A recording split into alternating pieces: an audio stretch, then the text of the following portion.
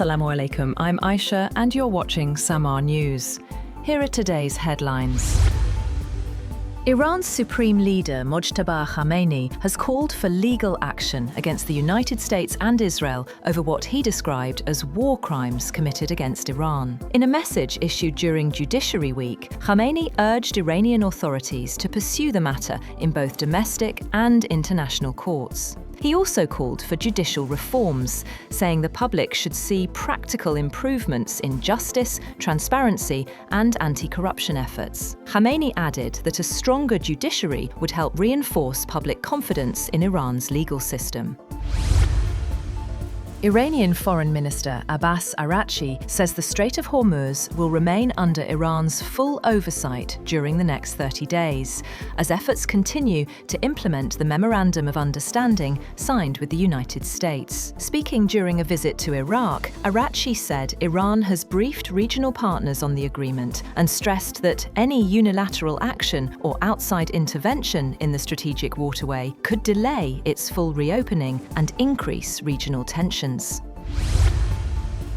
Pakistan's Deputy Prime Minister and Foreign Minister Ishaq Dar held a telephone conversation with Bahraini Foreign Minister Abdulatif bin Rashid Al Zayani to discuss the evolving security situation in the Middle East. The call followed Bahrain's announcement that it had intercepted several missiles and drones launched from Iran. During the conversation, Dar reaffirmed Pakistan's support for dialogue and diplomatic efforts to maintain regional peace and stability following the Islamabad Memorandum of Understanding between the United States and Iran. Iran's Islamic Revolutionary Guard Corps, IRGC, says it launched ballistic missile and drone attacks on U.S. military targets in Bahrain and Kuwait, calling the strikes retaliation for recent U.S. attacks on Iranian territory. Iranian state media said the operation targeted Ali al-Salem Air Base in Kuwait and the U.S. Fifth Fleet headquarters in Bahrain. A U.S. official said there were no reports of casualties or significant damage. The United States responded with a second consecutive night of strikes on Iranian military infrastructure, saying the attacks targeted surveillance systems, air defenses, drone facilities, and mine-laying capabilities after an alleged Iranian attack on a commercial tanker in the Strait of Hormuz. The latest exchanges have heightened tensions and raised fresh doubts over the fragile ceasefire established under the June 17th Memorandum of Understanding between Washington and Tehran.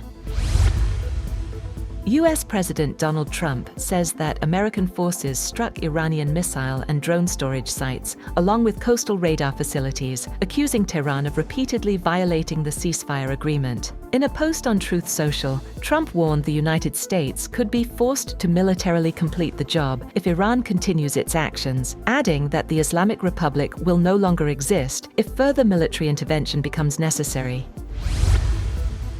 Israeli airstrikes killed one person and wounded at least two others in southern Lebanon on Saturday, less than a day after Israel and Lebanon signed a US-brokered framework aimed at ending months of cross-border fighting. The Israeli military said it targeted Hezbollah fighters and destroyed a rocket launcher in the Nabatia area. Lebanon's health ministry confirmed one death, while local media reported additional drone strikes that injured at least two people. Hezbollah rejected the agreement, calling it humiliating and null and void, and vowed to continue armed resistance. Israel, meanwhile, said its forces are preparing for an extended deployment in a security zone in southern Lebanon.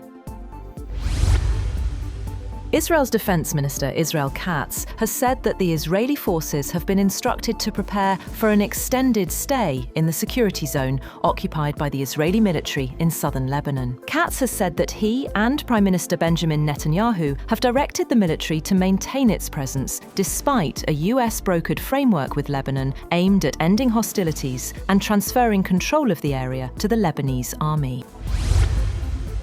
The death toll from twin earthquakes that struck Venezuela's northern coast has risen to 1,430, with more than 51,000 people still missing as rescue teams race to find survivors. Authorities have restricted access to the disaster zone in La Guaira, saying traffic was hampering emergency operations. More than 3,300 people have been injured, while only 243 survivors have been pulled from the rubble so far. The UN estimates the quakes caused up to $8.7 billion in in damage and could affect nearly 6.8 million people. Rescue officials warn hopes of finding more survivors are fading as the critical 72-hour window comes to an end.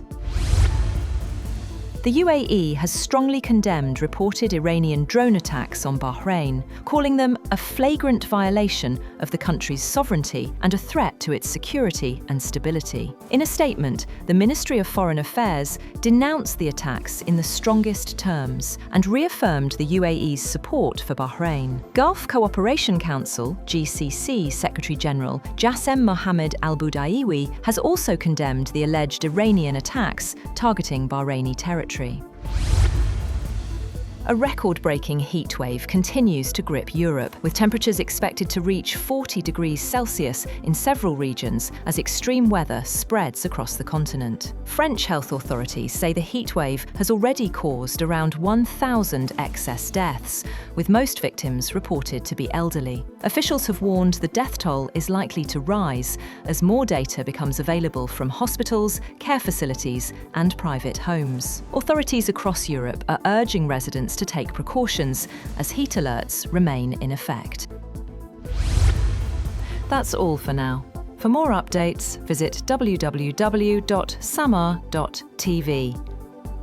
Thank you for watching Samaa News.